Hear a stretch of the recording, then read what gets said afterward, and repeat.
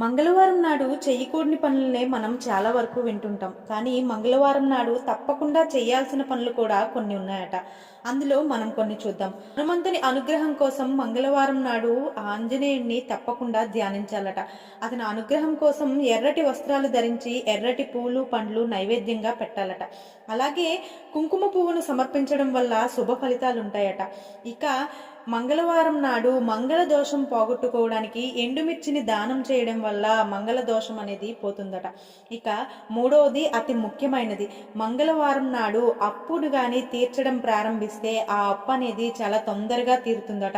అలాగే మన అకౌంట్లో కానీ లేదంటే మన బీరువాలో కానీ కొంత సొమ్ముని జమ చేయడం వలన మంగళవారం అనేది మారు కోరుతుంది. సో అందువలన మనం మళ్ళీ మళ్ళీ మన బీరువాలో డబ్బులు దాచుకుంటాము లేదా మన అకౌంట్లో డబ్బులు దాచుకుంటాము అని చెప్తూ ఉంటారు.